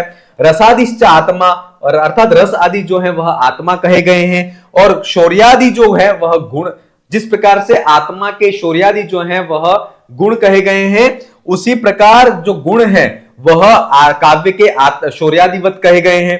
दोषा काणत्वादिवत, अर्थात काणत्व आदि के तरह जो है वह दोष है वह काव्य के जो स्फुटत्व आदि है ना, कटुत्व आदि है, श्रुतित्व, ये जो है वह काणत्वादि की तरह दोष कहे गए हैं, और रीति जो है वह अव्यय संस्थान की तरह कही गई है, और अलंकार जो है वह कटक कुंडल आदि के समान कहे गए हैं। इसलिए ये सब चीजें जो है वह उत्कर्ष मात्र को बढ़ाने वाली है, वह स्वरूप का निर्धारक नहीं हो सकती हैं। इसलिए आपका सगुणों जो पद है, जो शब्दार्थ के लिए आपने सगुणों पद दिया है, वह समीचीन नहीं है। ठीक है, तो काव्य अव्यय संस्थान विशेषवत के, तो काव्य अव्यय संस्थान विशेषवत रीतयः, विकल्प 2 जो है वह इसका सही आंसर है। ये जो वृत्ति है इसको आप बहुत अच्छी तरह से देख लें, इसका स्क्रीनशॉट ले लें, क्योंकि यहां से प्रश्न निश्चित परीक्षा में पूछा जाता है और वास्तव में ये बहुत अच्छी पंक्ति है। अगला प्रश्न, नाटके किम न विद्यते, नाटक में क्या नहीं मिलता है? पंचाधिका दश परास्तत्रांका परिकीर्तिता, एकः एव भवेदंगी करुण हास्य एव वा, गोपुच्छाग्र समांक तु बंधनम तस्य कीर्तितम, प्रख्यात वंशो राजर्षि धीरोदात्त प्रतापवान। ये भी मिलता है नाटक में, ये भी मिलता है, ये भी नाटक में मिलता है। विकल्प 2 जो है वह एकः एव भवेदंगी करुण हास्य एव वा, ये नहीं है। एकः एव भवेदंगी वीरः श्रृंगार एव वा, वीर रस और श्रृंगार रस जो है वह अंगीरस के रूप में होना चाहिए। विकल्प ये जो है वह गलत है, ये नाटक में नहीं मिलता है। डीम रूप के अंगीरसः भवति, जो डीम है उस डीम में अंगीरस कौन सा होता है? तो डीम में जो अंगीरस होता है वह रौद्र रस होता है। देखिए 10 रूपक जो हैं उस 10 रूपकों में आपको उनमें कितने रस होते हैं, नाटक का नायक, उनके नायक कैसे होते हैं, उनमें अंगीरस कौन सा होता है और उनके उदाहरण कौन सा है, ये आपको बहुत अच्छी तरह से देख लेना है क्योंकि वहां से प्रश्न पूछा जाता है। शरदिंदु सुंदर रुचिस चेतसी साम्य गिराम देवी पंक्तिरियम उद्धृतः। अब ये जो है वह मंगलाचरण है ना। और किसका मंगलाचरण है? तो ये मंगलाचरण जो है वह साहित्य दर्पण का मंगलाचरण है। और कहा गया है शरदिंदु सुंदर रुचिस चेतसी साम्य गिराम देवी अप्रत्यतम संतत मर्थान अखिलान प्रकाशयंतु, अर्थात शरद ऋतु के चंद्रमा के समान जो प्रकाशित होने वाली जो सरस्वती है ना, मां सरस्वती की जो वाणी है, जो वाक देवी है, वह संततम अपरत्यतम अर्थात निरंतर रूप से मेरे अज्ञान रूपी जो अंधकार है उस अज्ञान रूपी अंधकार को अपरत्य नष्ट कर दे, क्षीण कर दे, और अखिलान अर्थान प्रकाशयतु, और अखिल संपूर्ण जो अर्थ है, जो कह सकते सारभूत जो तत्व हैं उनको प्रकाशित कर दे। कौन? तो वह जो वाक देवी है वह, अर्थात शरद ऋतु का, शरद का जो चंद्रमा है उस शरद ऋतु के चंद्रमा के समान जो सुंदर है, ऐसी सुंदर वाणी जो है वह कौन सी वाणी? तो जो वाक देवी है वह सा में चेतसी तम, वह मेरे चित्त में स्थित जो तम है, अज्ञान रूपी अंधकार है, उसको अपरत्य नष्ट कर करके अर्थान अखिलान, अखिलान माने संपूर्ण, अर्थान अर्थात जो पदार्थ हैं, जो काव्य शास्त्र है या तत्व हैं, उनको प्रकाशयंतु आप प्रकाशित कर दें। तो ये जो है वह किसका मंगलाचरण है? साहित्य दर्पण का मंगलाचरण है। समस्त काव्य शास्त्रीय मंगलाचरण आपको याद होने चाहिए क्योंकि निश्चित वहां से प्रश्न परीक्षा में पूछा जाता है। साहित्य दर्पणानुसारम काव्यात चतुर्वर्गल फल प्राप्तिर भवति। देखिए ये साहित्य दर्पण में जब काव्य के प्रयोजन की बात कर रहे थे तब काव्य के प्रयोजन के समय यह बात कही गई थी। क्या कही गई थी? कि चतुर्वर्ग फल प्राप्तिर सुखादल्प धियामपि काव्यादेव यतस्तेन तत्स्वरूपम निरूप्यते, अर्थात विश्वनाथ जो है वह विश्वनाथ काव्य प्रकाश साहित्य दर्पण जो है उस साहित्य दर्पण के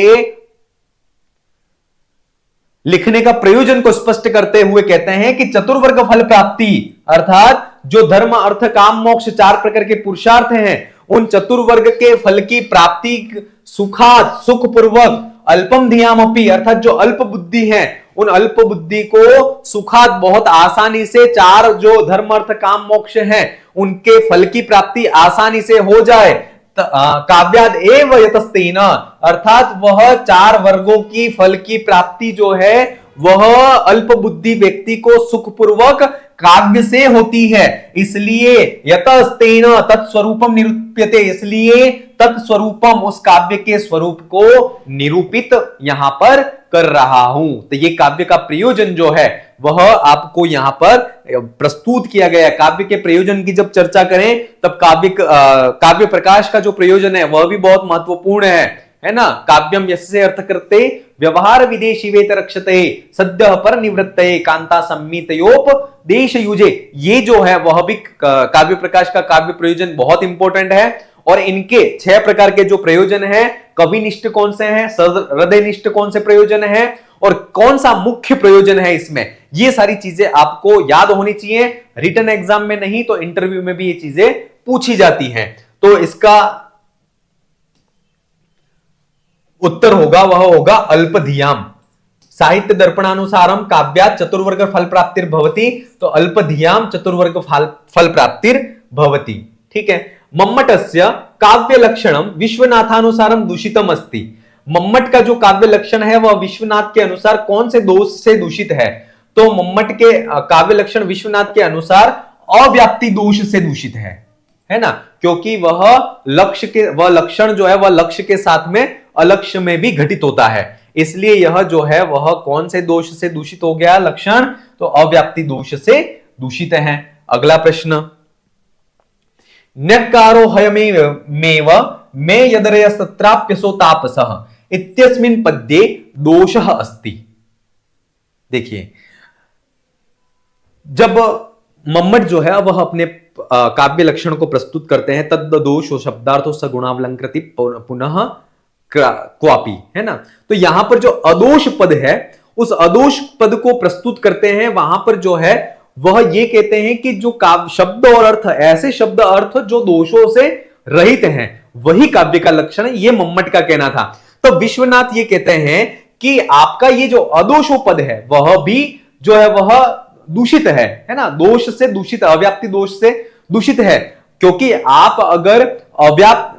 अगर ये कहते हो कि दोषों, सर्वथा दोष से रहित जो शब्द और अर्थ हैं वही काव्य का लक्षण है, तो ऐसे में तो ये जो श्लोक है न्यक्कारो हयमेवमेव यदरयस्तत्राप्यसो तापस, ये जो श्लोक है वह तो काव्य की श्रेणी में आएगा ही नहीं, है ना। ये दोष जो है, ये पद्य जो है वह तो काव्य से अकाव्य हो जाएगा। इसमें विधेय विमर्श दोष है, तो इसमें विधेय विमर्श दोष होने पर भी ये काव्यत्व की श्रेणी में आता है ना। इसलिए आप ये कहते हो कि सर्वथा दोषों से रहित जो शब्द और अर्थ है वह ही काव्य की श्रेणी में आते हैं, तो ये बात सही नहीं है। क्योंकि ये न्यक्कारो हेयमेवमेय यदरयस्तत्राप्यसो तापस, ये जो श्लोक है, इस श्लोक में विधेय विमर्श दोष होने पर भी ये जो श्लोक है वह काव्यत्व की श्रेणी में आता है। इसलिए आपके द्वारा जो अदोष पद दिया गया है वह भी दोष से दूषित है। तो यहां पर इसका विकल्प 3 जो है वह सही है। अगला प्रश्न, आत्मनः शौर्यादयः इव रसस्य अंगिनो धर्मा के। तो रस आत्मनः, जिस प्रकार से आत्मा के शौर्यादि धर्म होते हैं, उसी प्रकार रस के अंगी धर्म कौन है? तो रस के अंगी धर्म जो है वह गुण कहे गए हैं। विकल्प 2 जो है वह इसका सही आंसर है। अगला प्रश्न, विश्वनाथानुसारम गुणाभिव्यंजक शब्दार्थ अस्ति, है ना। विश्वनाथ जो है वह जब सगुणों पद का खंडन करते हैं, विश्वनाथ के मम्मट के सगुणों पद का खंडन विश्वनाथ जब साहित्य दर्पण में करते हैं, तब वो कहते हैं कि आप जो सगुणों पद शब्द और अर्थ का विशेषण बताते हैं, तो नहीं, शब्द और अर्थ के जो विशेषण हैं वह शब्द और अर्थ के गुण जो हैं वह शब्द और अर्थ के विशेषण नहीं है, अपितु गुण जो है वह रस का विशेषण कहा गया है। फिर भी यद्यपि आप यह बात कहें कि गुणों के अभिव्यंजक शब्द और अर्थ जो है वह काव्य का स्वरूप है, तो यह कहना भी आपका समीचीन नहीं है। क्योंकि गुणों के अभिव्यंजक शब्द और अर्थ जो हैं वह काव्य में स्वर उत्कर्ष को बढ़ाने वाले हो सकते हैं, कभी भी वह उसका स्वरूप का निर्धारण करने वाले नहीं हो सकते हैं, ऐसा विश्वनाथ कहते हैं। तो विश्वनाथानुसारम गुणाभिव्यंजक शब्दार्थ अस्ति, तो गुणों के अभिव्यंजक जो शब्द है वह विश्वनाथ के अनुसार उत्कर्ष मात्र धायकत्व, है ना, उत्कर्ष मात्र को बढ़ाने वाले हैं, उसके स्वरूप का निर्धारण करने वाले वह नहीं हो सकते हैं। विकल्प 1 जो है वह इसका सही आंसर है। विश्वनाथानुसारम य कौमार हर सेव हिवर स्ताइव चैत्रक्षपा इत्यस्मिन् पद्ये कस्य अलंकारस्य स्फुटत्वम् अस्ति। विश्वनाथ जो मम्मट जो है वह अनलंकृति पुनः क्वापि, अर्थात अनलंकृत काव्य का उदाहरण प्रस्तुत करते हैं। मम्मट का कहना यह था कि सर्वत्र तो सालंकारो क्वचित तो स्फुटालंकार विरहेपि न काव्यत्व हानि, अर्थात जो पद्य है वह सर्वत्र तो अलंकार से सही तो हो, लेकिन कहीं कहीं पर अगर स्फुटत्व अलंकार का अभाव भी हो जाए तो उसके काव्यत्व में कोई हानि नहीं होगी, ये मम्मट का कहना था। और उसके लिए फिर स्फुटत्व अलंकार का अभाव, अर्थात जहां पर इस अलंकार का अभाव है, ऐसे काव्य के उदाहरण के रूप में ये श्लोक जो है वह प्रस्तुत करते हैं। यो कौमार हर से एव ही वरस ताएव चित्रक्षपा, ये श्लोक प्रस्तुत करके ये कहते हैं कि इसमें किसी भी प्रकार का कोई अलंकार नहीं है और ये जो है वह काव्य का लक्षण, काव्य के रूप में घटित होता है, ऐसे कहते हैं। तब जो है वह विश्वनाथ उस अनलंकृत जो पद है उसका भी खंडन करते हुए कहते हैं कि आपने जो ये बात कही है वह गलत है, क्योंकि यह कौमार हरत सएव ही वरत ताएव चित्रक्षपा, इसमें भी विभावना, विशेषोक्ति और संदेह संकर अलंकार जो है उसका स्फुटत्व जो है वह घटित होता है। इसलिए आपका अनलंकृति पुनः क्वापि ये जो पद है वह भी जो है वह अव्याप्ति दोष से दूषित है। विकल्प 2 जो है वह इसका सही आंसर है। अगला प्रश्न, संघटनायाश्चाव्यव संस्थान रूपत्वात् आत्मनश्च तद भिन्नत्वात् इति वाक्येन कस्य वाक्य लक्षण कस्य काव्य लक्षणस्य निरास कृतम। देखिए, विश्वनाथ का काव्य लक्षण जो काव्य खंडन है लक्षणों का, वो बहुत प्रसिद्ध है, परीक्षा में पूछा जाता है। इन्होंने किस किस रचनाकार के या किस किस के काव्य लक्षण का खंडन किया है? तो सबसे पहला मम्मट, फिर कुंतक, आनंदवर्धन, है ना, आनंदवर्धन हो गया, फिर हो गया वामन हो गया, और फिर हो गया भोज हो गया। इन 5 विद्वानों के काव्य लक्षणों का खंडन जो है वह विश्वनाथ ने किया है।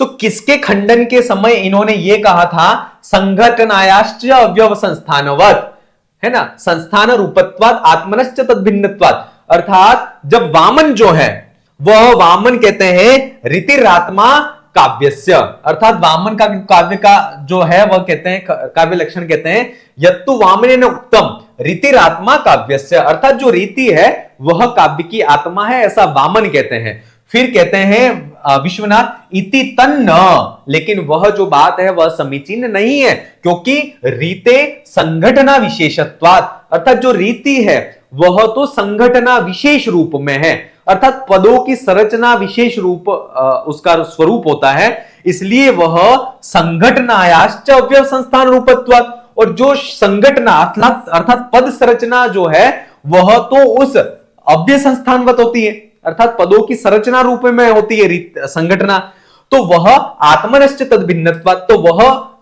काव्य की आत्मा कैसे हो सकती है?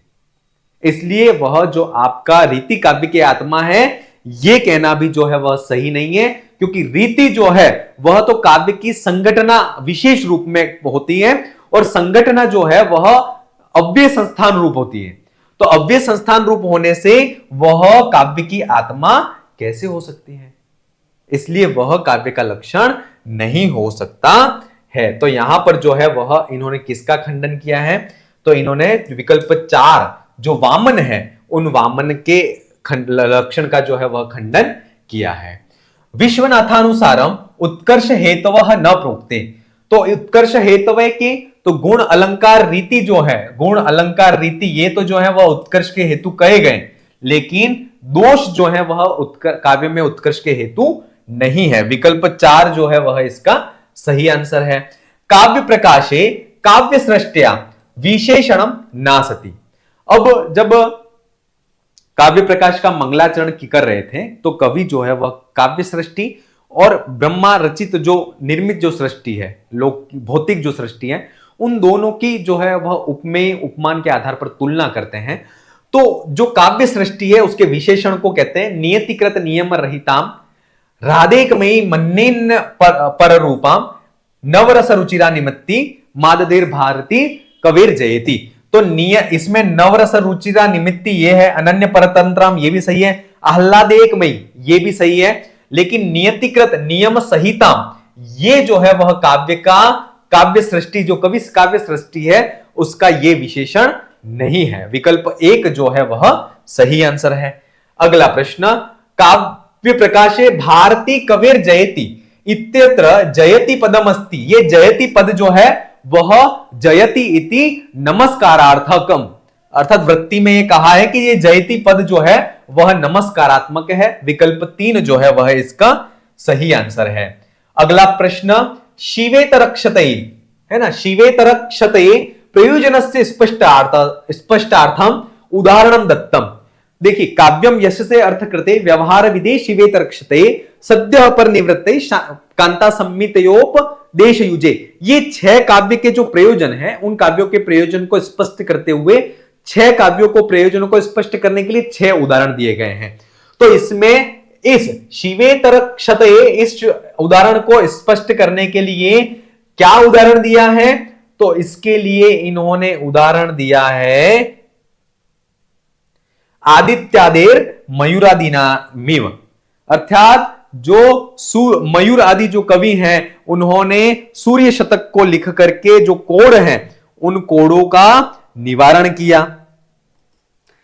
तो उन्होंने अपने अनिष्ट, है ना, शिव, शिव का मतलब तो अनिष्ट, और शिव से इतर अर्थात जो अपना अनिष्ट है उस अनिष्ट का क्षय किया।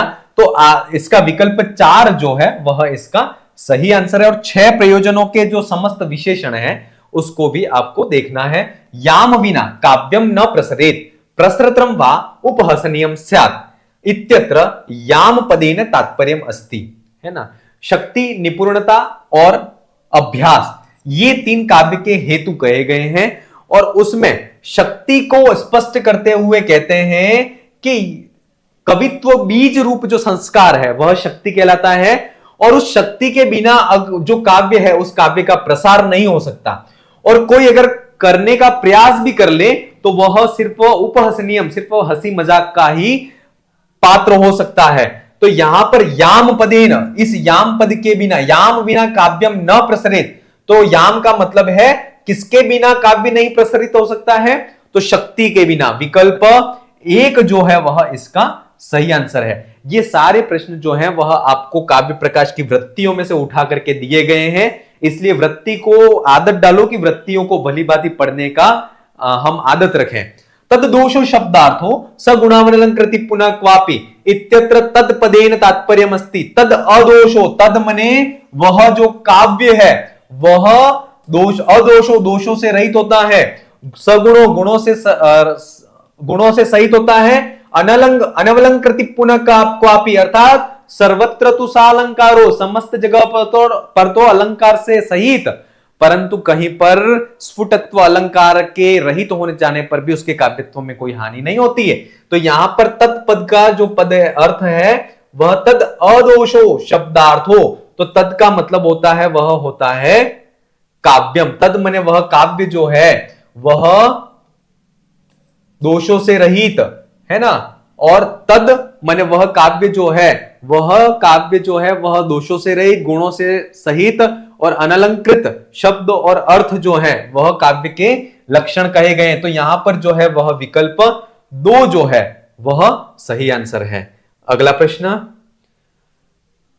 यत सर्वत्र सालंकारो क्वचित स्फुटालंकार विरहेपि न काव्यत्वानि, इस कथन को स्पष्ट करने के लिए इन्होंने कौन सा उदाहरण दिया है? तो ये प्रश्न पहले घुमा फिरा करके पूछा गया था, और ये मम्मट ने कि भाई सर्वत्र, भाई अलंकार के अभाव में भी उसका काव्यत्व में कोई हानि नहीं होती, उसके लिए ये इन्होंने उदाहरण दिया था। यह कोमार हर से एव ही वर ता एव चित्रक्षपा, ये उदाहरण दिया था। विकल्प 3 जो है वह इसका सही आंसर है। अगला प्रश्न, वैयाकरणे ध्वनि रीति व्यवहार कृत, वैयाकरणों के द्वारा ध्वनि ये व्यवहार जो है वह किया गया है। तो किसको ध्वनि ये व्यवहार किया कहा है? तो प्रधान भूत स्फोट रूप व्यंग्य व्यंजकस्य शब्दस्य ध्वनि रीति व्यवहार कृत, ये भी वृत्ति से प्रश्न पूछा गया है। विकल्प 3 जो है वह इसका सही आंसर है। अगला प्रश्न, नाट्य शास्त्रे दैत्यगणानां प्रतिनिधि अस्ति, नाट्य शास्त्र में दैत्य गणों का जो प्रतिनिधि है वह कौन है? तो दैत्य गणों का प्रतिनिधि जो है वह विरूपाक्ष था। कौन है? विरूपाक्ष। विकल्प 1 जो है वह इसका सही आंसर है। ठीक है, चलिए आज की क्लास को यहीं समाप्त करते हैं। 50 क्वेश्चन जो हैं उनके सॉल्यूशन को हमने आज की क्लास में देखा। अगली क्लास में अपन अगले सॉल्यूशन के साथ में अपन फिर मिलेंगे। आप अपनी तैयारी को जारी रखें। धन्यवाद।